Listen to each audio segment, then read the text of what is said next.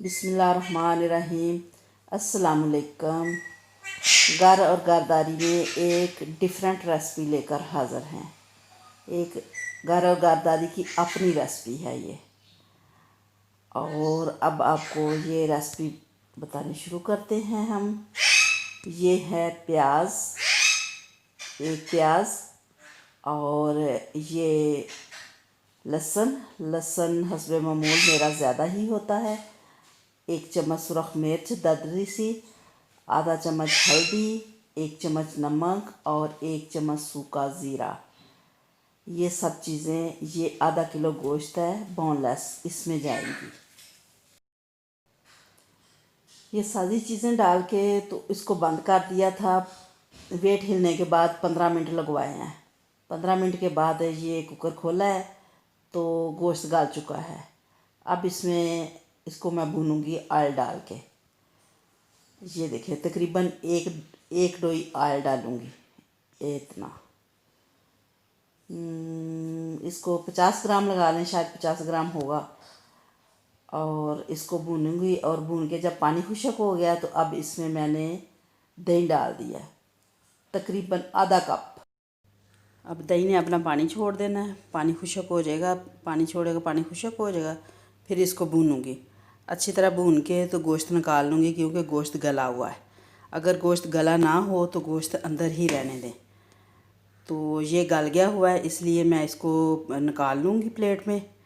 निकाल के तो फिर मैंने जो चॉप करके रखा हुआ है कद्दू, वो डाल देंगे अंदर। उसको डाल के हल्का हल्का उसको मैं भूनूंगी और थोड़ा सा पानी का छिड़का दे दूँगी। ये डाल दिया, डाल के अब इसको भूनूंगी।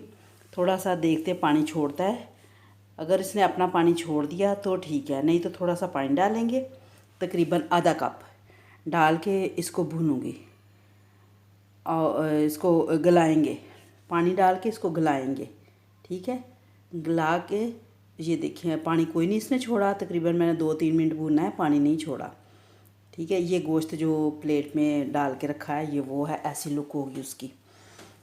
ये पानी डाला था, पानी आधा कप, तो ये गल गया है कद्दू। ये देखिए बिल्कुल मसाला सा बन जाएगा, ग्रेवी इसकी होगी, इसमें पता भी नहीं चलेगा कि अंदर हमने कद्दू डाला है या नहीं।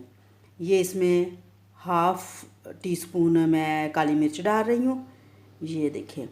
और हाफ़ टी स्पून से थोड़ी सी कम मैं काली मिर्च और हाफ़ टी स्पून ज़ीरा है कुटा हुआ।